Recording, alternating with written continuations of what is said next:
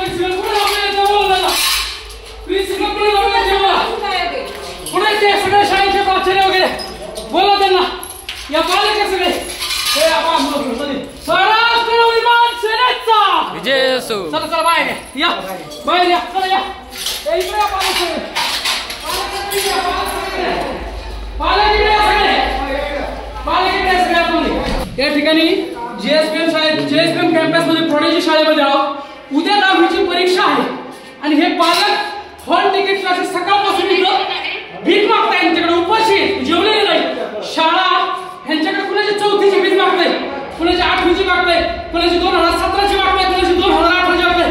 हा काय प्रकार चाललाय मंत्र्यांच्या शाळेमध्ये? ही वैभवी भगिनींनी 10,000 रुपये काल भरले, तिला सांगितलं तुला हॉल तिकीट देतो। त्यांना काल दिवसभर उभा केलं, परंतु त्याला हॉल तिकीट मिळाले। त्या ताईंचं कधी 2017चे पैसे सांगतायत, हे शिल्लक राहिले, ते शिल्लक राहिले, अजून दिलं नाही। अशा प्रकारे इतका जर त्रास झाला, काय चाललंय, काय चाललंय सांगा ताईंवरती। कधीची फी मागताय तुम्हाला? या वर्षीची फी भरलेली आहे, 19,000 भरले, त्यातला 10,000 भरले, तरी माझ्या मुलीला हॉल तिकीट देत नाही। मी रिक्वेस्ट करून चुकले, शेवटी बाहेर उभी राहून कंटाळले, अजूनही माझ्या मुलीला हॉल तिकीट भेटलेले नाही। पण आता आरोग्य मंत्र्यांच्या शाळेमध्येच मनसेने राडा केल्याने त्याचं राजकारण तापतं की हा विषय इथंच निवाळतो हे बघणं महत्त्वाचं ठरणार आहे। तुम्हाला काय वाटतं? अशी शाळेने जर फीसाठी मुलांचे हॉल तिकीट अडवून धरले असतील तर हे योग्य आहे की अयोग्य? आम्हाला कमेंट करून जरूर कळवा। तुम्ही हा व्हिडिओ यूट्यूबवरती पाहत असाल तर सकाळचं यूट्यूब चॅनल जरूर सबस्क्राईब करा। महाराष्ट्रातील सर्व बातम्यांचे विश्वासार्ह व्यासपीठ सकाळच्या सर्व सोशल मीडिया प्लॅटफॉर्मला लाईक, फॉलो आणि सबस्क्राईब करा। तसंच सर्व नोटिफिकेशनसाठी बेल आयकॉन प्रेस करायला विसरू नका।